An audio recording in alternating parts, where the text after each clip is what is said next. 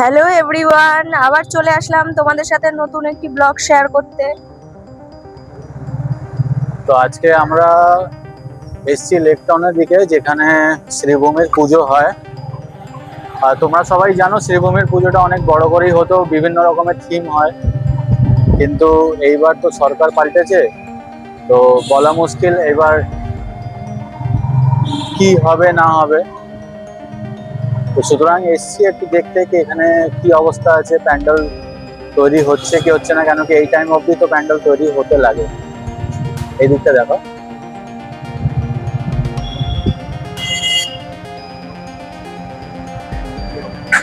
তো এই হচ্ছে বর্তমানের পরিস্থিতি। এবার মনে হচ্ছে না কি খুব ধুমধাম করে পুজোটা হবে আগের বছরের মতো।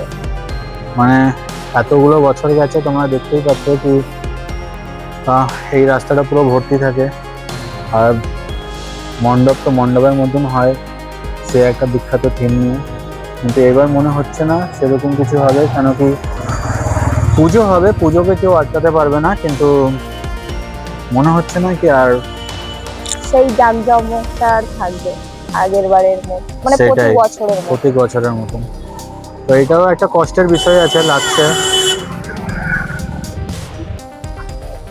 এই কারণেই রাস্তায় বেরিয়েছিলাম, কেন কি মনের ভিতরে তো অনেক কিউরিসিটি হয় কি কলকাতার মধ্যে আহ, বিভিন্ন ধরনের জায়গায় যেখানে এখানে পুজো হতো। আমাদের তো মেন উৎসব হচ্ছে দুর্গা উৎসব, তো সেখানে দুর্গা পূজা, তো সেখানে আমরা বেরোতাম ঘুরতে। তো সেই দিকে গিয়ে এসে এই শ্রীভূমি যেহেতু আমাদের ঘরের পাশে, এসে দেখলাম। তো মনে হচ্ছে না যে এখানে এখন পুজো মানে বড় করে হবে, পুজো হবে কিন্তু অত বড় করে হবে না। আর কি না বলো? হলে কি করার আছে, এটাই একটা কষ্টের বিষয়। যেমন হবে তেমনই মেনে নিতে হবে। দেখা যাক, পুজো তো আসছে, এবার কেমন হয়।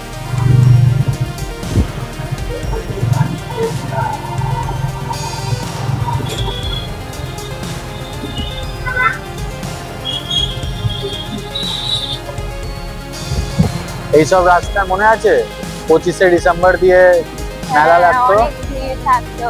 সেই প্রথমবার যখন আমাদের বিয়ে হয়েছে তখন তুমি নিয়ে এসেছিলে, এটা তো আমাদের গায়ের ওপর লোক খেয়ে যাচ্ছিল। এই রাস্তাটা আমাদের ওই পার্ক স্ট্রিটের যে রাস্তাটা হতো, যেরকম কার্নিভাল লাগতো হ্যাঁ, সেরকম কার্নিভাল এখানেও লাগতো। অন্তত একটা মাস ভালো মজা হতো, কেন কি 26শে জানুয়ারি অব্দি থাকতো তো লাইটিং वगैरह, হ্যাঁ। তো ভালো লাগতো খুব। তো এবার জানি না কি হবে, কেন কি মানে উৎসব গুলোটা মনে হচ্ছে এবার মুছে যাবে, সেরকম মনে হচ্ছে। এই সার্ভিস রোডই হয়ে থেকে যাবে। এই করা যাবে।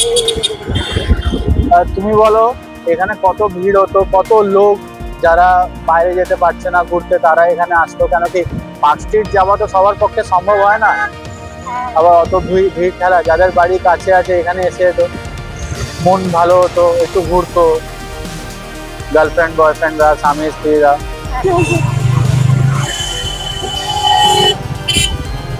সবই মনে হচ্ছে এই বছর দিয়ে বন্ধ হয়ে যাবে। তুমি কি করবে দুর্গাপূজা? দেখা যাক পরিস্থিতি বুঝে, সময় বুঝে। তখন আমি আরো সুস্থ থাকবো না অসুস্থ থাকবো, ঘুরতে বেরাবো কি বেরাবো না তখনকার ব্যাপার, এখন বলে কি লাভ। আরে সুস্থই থাকবে, অসুস্থ কেন থাকবে? অসুস্থ থাকবে তোমার শত্রুরা, অসুস্থ কেন থাকবে? এখানে সামনে একটা ঝিল পার্ক আছে, জানো? আমি কি করে জানবো, আমি এইখানে কোনো কিছু চিনি না। একবার এসে এখানে ফটো তোলা হয়েছিল, মনে নেই? হ্যাঁ হ্যাঁ, আমি তো ফটো তুলে যা বাবা, ঝিল ছিল দেখিনি তো।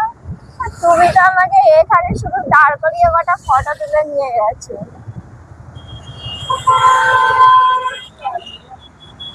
রাত হয়ে গেছে, বন্ধ হয়ে গেছে, না হলে ভিতরে যেতাম। ওই ভিতরে ঝিল আছে।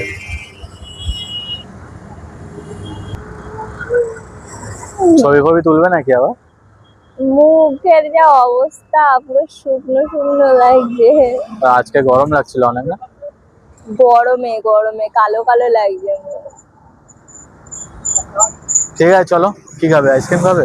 হ্যাঁ, চলো তাহলে গরম আইসক্রিম দিয়ে খাওয়া গলা যাক। শুকিয়ে গেছে, একটু ও আইসক্রিম তাহলে খেতে আইসক্রিম হবে। খেলে গলা ঠিক হয়ে যাবে। হ্যাঁ, ঠিক আছে চলো। শুধু ঘুরিয়েই যায়।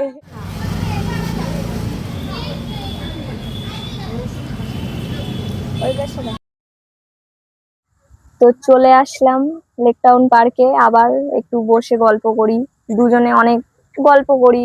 ঘরে বসে ভালো লাগে না, তাই এখানে চলে আসি একটু ঘুরতে ঘুরতে। তো শ্রীভূমির পুজোটা আওয়াজ নিয়ে দিয়েছে। তো বলছি আমরা যে এবছর আগের প্রতি বছরের মতন হবে না। সে বাদ দাও, হোক আর না হোক দেখার দরকার নেই। পুজো হওয়া মানে মানে ছোট করে হলেও সেটা পুজো, বড় করে হলেও সেটা পুজো, পুজো হলেই হলো। তো এখন আমাদের নতুন সরকার অনেক কিছু চেঞ্জ করেছে, অনেক কিছু আরো চেঞ্জ করবে পরবর্তীতে। জানি না ভালো হচ্ছে না খারাপ হচ্ছে, কিন্তু বেশিরভাগ অনেকে আমি দেখি ভিডিওতে ভালো বলে যে এইটা ভালো করছে ওইটা ভালো করছে। এখন প্রত্যেকটা সরকারি স্কুলে বলছে মিড ডে মিলে ইসকনের খাবার দেওয়া হবে। তো এই জিনিসটা শুনে ভালোই লাগলো, আমাদের সময় ছিল না। একটু থাকলে অন্তত তাহলে বাড়ি থেকে টিফিন নিয়ে যেতাম না, বেকার রান্না হয় স্কুলে, খাওয়া যায় না। তোমার ইচ্ছে করছে নাকি মিড ডে মিল খেতে? হ্যাঁ, আমার খুবই ইচ্ছে করছে। খাবার দাবার বলে যা দেখালো, আমার মনে হচ্ছে আবার স্কুলে ভর্তি হয়েছে মিড ডে মিল খাওয়ার জন্য।